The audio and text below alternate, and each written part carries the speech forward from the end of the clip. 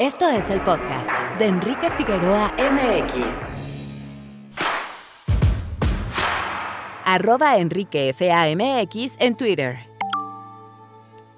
Antes que lleguen los opilotes es el título de la película dirigida por Jonás N. Díaz, protagonizada por María del Carmen Félix, Sayamjal Esquivel y Francisco Pita. Esta película nos lleva a través de una historia de atmósfera rulfiana donde Tusa, una pescadora dura y dominante, se ve obligada a buscar la redención a través de un enigmático viaje donde sus deseos se enfrentan con la soledad. Bienvenidos a este episodio especial de esta película que se presenta nada más y nada menos que en el marco del Festival Internacional de Cine de Rotterdam. Así es, tenemos una cinta mexicana que se presenta de manera internacional y aquí en este podcast tenemos la charla con dos de sus protagonistas y el realizador. Bienvenidos.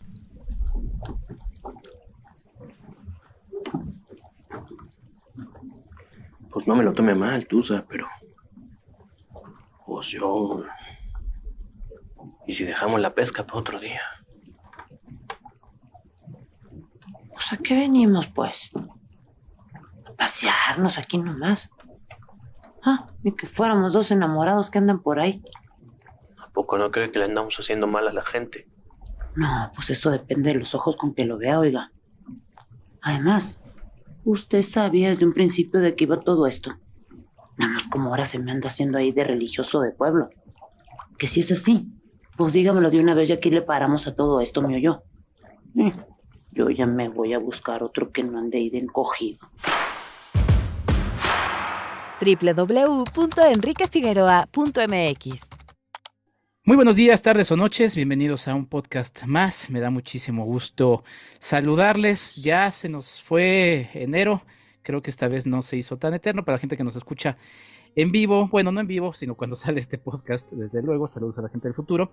Y también me da mucho gusto porque estamos justamente con un especial dedicado a Antes que lleguen los opilotes, película que justamente el día de hoy, 30 de enero, para la gente que nos escucha cuando sale el podcast, tiene su presentación en la Sala Pathé, en el marco de la Big Screen Competition del Festival Internacional de Cine de Rotterdam, posteriormente el 31 de enero igual en la misma sala y 3 y 4 de febrero en el Cinerama de Rotterdam. Estamos jugando un poquito con los tiempos, así que el día que se presente este podcast se está presentando, pero yo estoy platicando obviamente previamente con ellos antes de que inclusive se vayan allá a Rotterdam.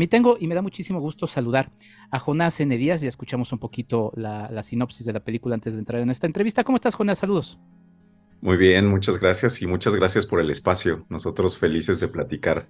No, pues muchísimas gracias a ustedes también por la cortesía de poderme dejar verla y platicar con ustedes. También está por acá María del Carmen Félix. María, ¿cómo estás? Bienvenida. Hola, muchas gracias. Bien, aquí contenta de compartir, platicar contigo un ratito acerca de esta película que nos emociona tanto. Sí, y también está por acá Sayamjal, a quien le vamos a decir Saya Esquivel, que también es parte de la película. ¿Cómo estás, Saya? Bien, muy bien, contenta de estar aquí platicando de la peli.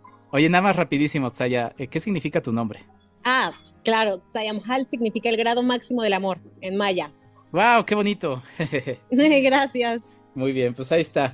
Pues vamos a platicar justamente de Antes que lleguen los opilotes, una película muy interesante. Ya escuchamos un poquito la sinopsis antes de la entrevista, pero es una experiencia de verdad cinematográfica, es una experiencia que espero todos puedan ver en pantalla grande, que seguramente se disfrutará todavía más. Pero Jonás, pues sí, ahora sí que la pregunta de cajón, ¿cómo te acercas a esta película que tiene distintos elementos que ya platicaremos de los mismos? Pues creo que son diversas las razones y los acercamientos para crear la película. De entrada tiene mucho que ver con mi afición por el cine de época de oro, ¿no? Esto es una oda al cine de época de oro y soy fanático de Juan Rulfo, me encanta sobre todo El Llano en Llamas, es un libro que he leído muchísimas veces. Y algo que me encanta de estos cuentos es el lenguaje, ¿no? El lenguaje que maneja Juan Rulfo, un lenguaje olvidado en nuestra manera de hablar como mexicanos, pero que sigue presente, ¿no? O sea, y algo muy bonito en estas palabras ya perdidas es que aunque no sabemos exactamente qué significan, las escuchamos en el contexto y entendemos perfectamente dónde van, ¿no? Entonces, creo que empezó a ser una mezcla de esos elementos, sumados a esta locura de realismo mágico y de meter a unos personajes navegando en una casa, ¿no? Sí, sí, la verdad es que es alucinante, ya iremos entrando en detalles. María, ¿cómo se acerca Jonás a presentarte el papel de la Tusa, que es el personaje que interpretas y del que ya también ahondaremos más en ella?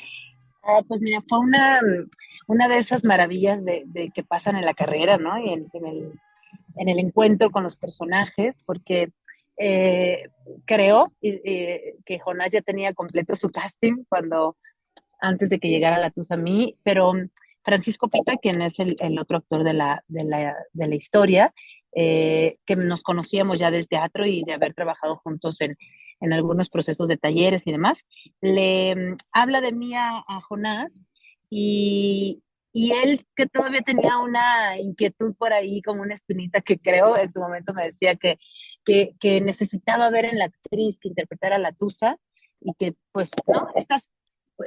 Algo que me encanta de Jonás es que es un director muy intuitivo, ¿no? Y muy sensible en el sentido del encuentro con el actor y se da este espacio que muy pocos directores luego se dan, la verdad, de realmente intimar con el actor, en el sentido de sentarnos, platicar, hablar del guión, ver cómo lo vibras, ¿no? Porque mucho tiene que ver la energía, creo yo, del actor para o que Jonás percibió que yo podía tener para darle vida a la tusa. Entonces, fue una fortuna para mí que el guión me lo mandó una noche y así como me enamoré del guión, porque lo leí de una tirada, me acuerdo, eran las 12 de la noche, yo venía llegando a otro llamado y le contesté inmediatamente de cuándo nos tomamos este café, ¿no?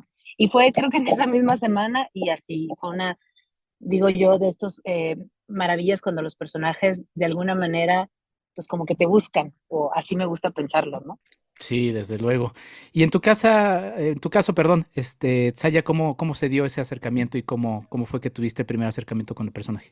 Bueno, en mi casa, bueno, también en mi casa nos la pasamos muy bien.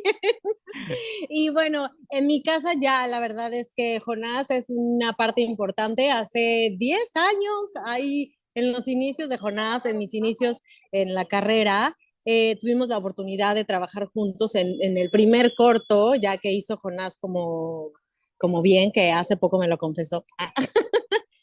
Tuve la fortuna de conocerlo, de trabajar con él y me pareció un director súper sensible, como dice María, que inmediatamente fue muy fácil conectar y a través del tiempo siempre estuvimos en contacto, de repente nos veíamos, ¿cómo estás? No sé qué. Y cuando él empezó a crear este viaje, ¿no? Con esta película, pues obviamente él ya traía la idea y me dijo, oye, Saya, te veo para este personaje, me encantaría que pudieras hacerlo. Entonces fue como algo que yo creo que él ya traía en su cabeza y que cuando empezó a crear los personajes perfectamente pudo verme en Lubina. Y entonces cuando me propone a Lubina, empiezo a leer el texto, también me lo eché de una sola, porque lo que tiene esta peli es que te envuelve, o sea, tú ya quieres saber más allá, ¿cómo qué hacen estos personajes?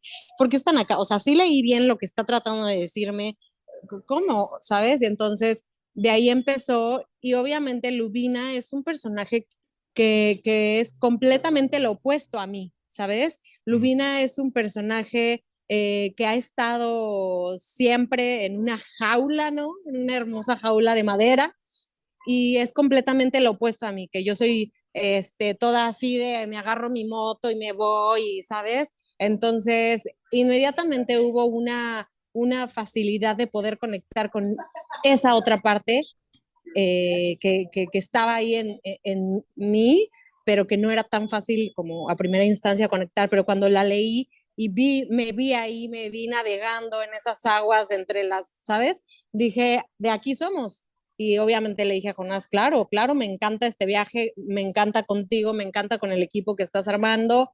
Y bueno, pues de ahí surgió.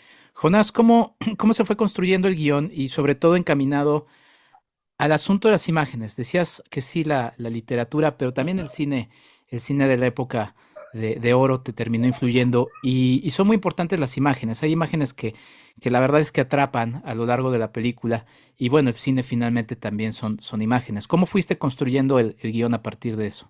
Y fíjate que bien como dices, las imágenes también nos sirven mucho para poder construir y crear, ¿no? Algo que he platicado en otras ocasiones es que yo tengo una postal de una fotografía de unas aves, ¿no? Arriba de una persona, y a mi manera de ver era como un acecho, ¿no? Y creo que es algo muy mexicano hablar de la mal agüero, de la mala suerte. Entonces, ese entorno me ayudó mucho a empezar a construir algo donde había algo al acecho, ¿no? Y al final del día los opilotes se vuelven estos personajes que no están presentes físicamente en la película, pero que están presentes en la película, ¿no? O sea, es un elemento antagonista constante, y realmente creo que el simple hecho de pensar en personajes huyendo de la mala suerte, ¿no? Del mal agüero, me empezó a ayudar mucho a construirlos, ¿no? Pero me atrevo a decir que algo que se me hizo maravilloso en este viaje fue el increíble proceso de estas dos grandes mujeres, porque para mí fue muy vital el plantearles la escena y dejarlas que ellas jugaran con el personaje, ¿no? Entonces, los primeros procesos y ejercicios que hicimos, incluso el momento en que ellas se enteraron de quién iba a ser, quién iba a interpretar a Lubina, quién iba a interpretar a Tusa, surgió en un momento donde hicimos la escena, donde se encuentran por primera vez en la película, donde las dos actrices se encontraron por primera vez, y les pedí que le dieran rienda suelta a lo que ellas creían o consideraban que iba a suceder con el personaje. Entonces, yo nada más las veía y tomando notas, ¿sabes? Corrigiendo el guión y aprovechando todos estos elementos que iban surgiendo de lo que ellas mismas iban creando. Entonces, me atrevo a decir que gran parte del guión es una construcción de ellas mismas, ¿no? Y del proceso que ellas tuvieron al involucrarse con sus personajes. Interesante esto que mencionas, y ahí voy contigo, María, sobre cómo fue tu viaje como actriz en la película, justamente con tu personaje, porque sin entrar en detalles, tu personaje tiene un arco narrativo muy interesante. Por ahí vamos viendo, pues sí, cambios importantes en el mismo, o no cambios, sino vamos descubriendo las capas del mismo. Pero siento que sí fue un personaje como desgastante emocionalmente, ¿no? Porque está lleno de muchas cosas. Entonces, cuéntame un poquito cómo fue esto, y justamente a partir de lo que dice Jonás, que ustedes ayudaron a construir sus propios personajes. Sí, bueno, pues es que como bien lo mencionas, ¿no? Cuando uno tiene la suerte de tener un guión, ¿no? Un personaje que está desarrollado de una manera tan, em, pues, interesante, creo que no es la palabra exacta para describir a la Tusa, aunque sí, evidentemente es un personaje interesante desde la perspectiva de mí como actriz, pero creo que tiene justo estos vueltas de tuerca, estas anagnórisis, estos confrontamientos con su propia naturaleza femenina, con su destino, ¿no? Si lo viera yo como un personaje teatral, es una mujer que es una heroína de su propio, o sea, que va en busca, ese es mi bebé, pero no lo van a escuchar aquí, ya lo van a, Hola. no van a bajar tantito al parque porque viene aquí en camino conmigo. Este, es una mujer que va, ayer lo comentaba un poco en otro espacio que compartimos, que lo que me encanta es la capacidad que tiene la Tusa de reconstruirse. Es una mujer con una resiliencia, creo, muy potente, y que cuando yo la leí, a mí de la cosa que más me atrapó fue el lenguaje, la manera en que hablan estos personajes, los tres. Una, porque al igual que Jonás, pues tengo una fascinación por todo este universo, em, pues con una carga un tanto de misterio, ¿no? Con una cosa, eh, la Tusa, por ejemplo, en sus silencios a veces dice mucho más que lo que dice con las palabras, ¿no? Y esta manera que tiene la gente con la que yo crecí, por ejemplo, ¿no? Yo soy de Sonora, soy de un pueblo que se llama Álamo, Sonora, y yo identifico muy bien en mis abuelos, en mis tíos, en mi familia, lo que es em, como esperar una respuesta que no llega con la palabra, sino llega con el gesto, con la mirada, o simplemente con un garraspeo de garganta, ¿no? O sea, con un hey, ¿no? Y ya estás diciendo muchas cosas, ¿no?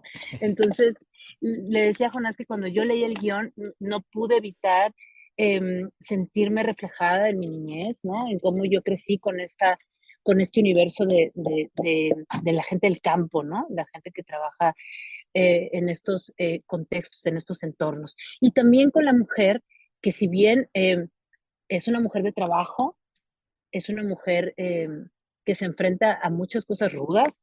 No, está con corset, ¿no?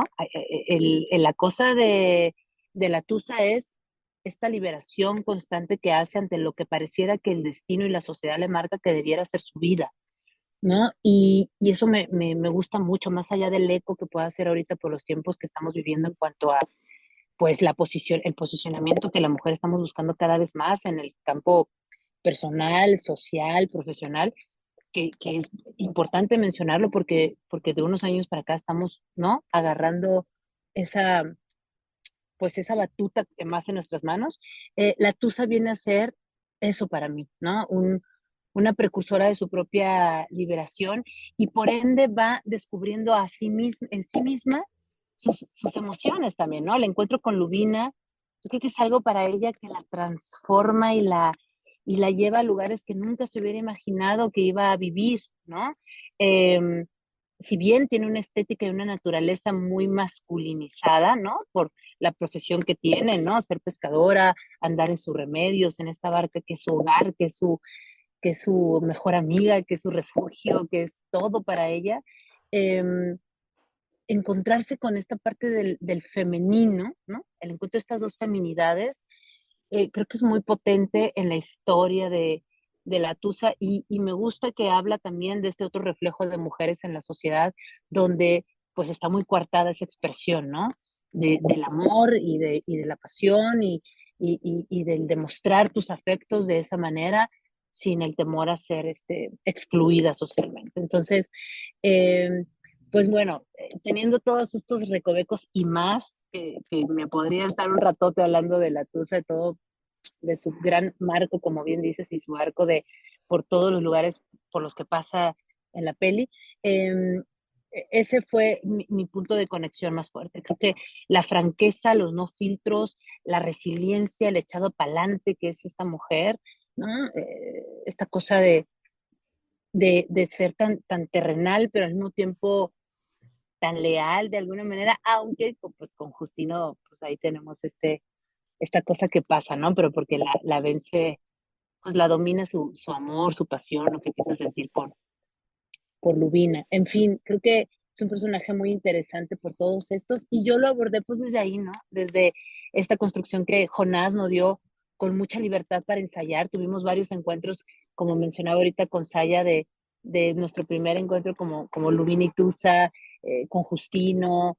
Hubo varios ensayos muy interesantes donde eso es muy delicioso de uno, para uno como actor, que pueda suceder, ¿no? Porque no sucede, es muy raro que suceda en un largometraje, sucede más en teatro, ¿no? Para los que venimos del teatro eso es más común, pero en cine no. Entonces, tener esa oportunidad que nos dio Jonás de descubrirnos a la mirada del otro, a quién soy, ¿no? A través del otro, cómo soy yo a través del otro como personaje, fue un regalo maravilloso, ¿no? En este proceso.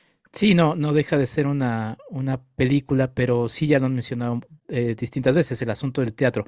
Yo también la podría imaginar como una puesta en escena, pero también en ese aspecto, y me gustaría preguntarte a ti, Tsaya, este, ya dijimos la importancia de las imágenes como cine, pero también el diálogo, y creo que eso también está pues, como parte del homenaje que Jonás hace también al cine de la época de oro mexicana. El diálogo tiene mucha importancia y son diálogos pues muy bien pensados, muy bien escritos, que se quedan y como ese cine, pues uno está ahí anotando, ¿no? Y poniendo frases y demás. ¿Cómo fue ese ejercicio? Porque además, si bien es una actuación mediada por la edición de cine, no deja de tener un poco de esa actuación de teatro, ¿no? Esa libertad que les otorga a Jonas. ¿Cómo fue ese ejercicio, Tsaya?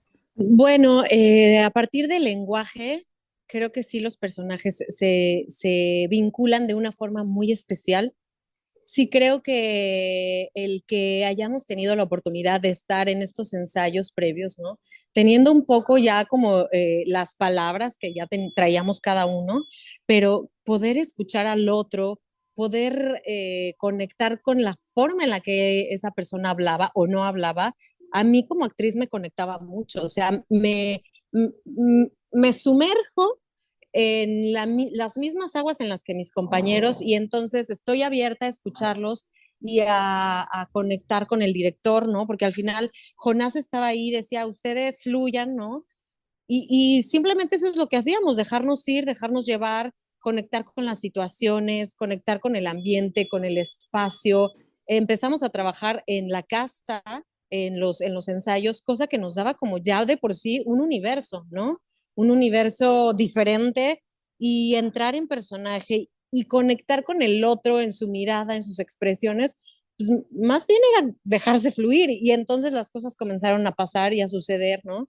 Y también que esto es muy actoral, digo, muy teatral, ¿no? O sea, pues te conectas con el otro, con el espacio y el tiempo, y justo nos dejamos fluir así.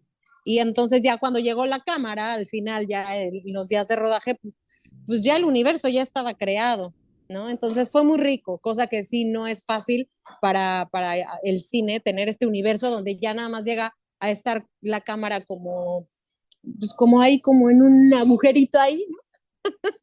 Porque ya lo demás ya se estaba construyendo solo. Sí. Jonás, platícame también la decisión de, digo, es obvia, te va involucrando en un ambiente, en una época, de hacerla en blanco y negro. Pero también lo interesante de trabajar en con esta fotografía, porque te permite pintar con la luz distintos elementos que también le dan una personalidad muy propia a la película. Cuéntame un poquito de esto. Que además tu fondo también es en blanco y negro.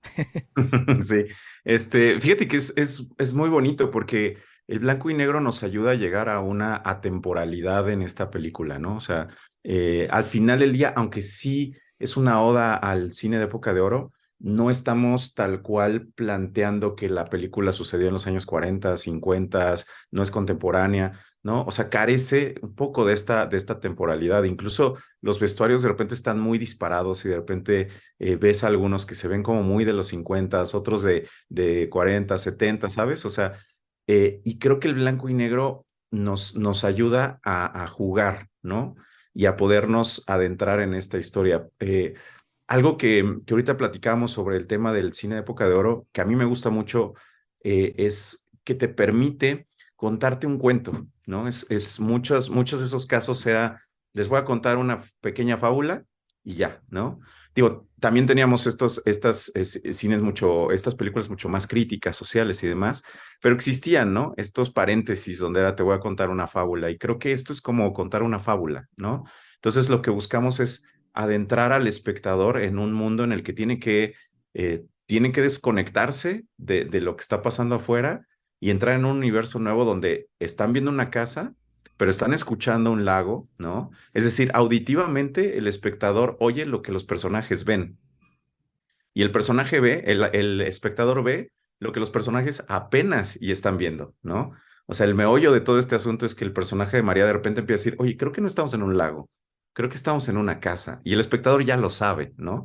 Entonces creo que hay un juego muy bonito en el que los colores, la luz, como bien dices, nos ayuda a jugar con esto. O sea, a mí el blanco y negro me gusta no solo porque dibujas con la luz, sino con la sombra, ¿no? Entonces la sombra se vuelve un factor muy importante para generar este ambiente, este misterio, esta profundidad que tienen de repente los personajes, y creo que nos ayuda a adentrarnos en esta fantasía y en este pequeño cuento que estamos creando, ¿no? Sí, decía por ahí María que hay mucho de qué hablar de su personaje y yo aumentaría que hay mucho de qué hablar de la película y prometo, y me comprometo, esto está grabado, se publica, que cuando salga la película acá en México podamos ampliar la charla sobre la misma.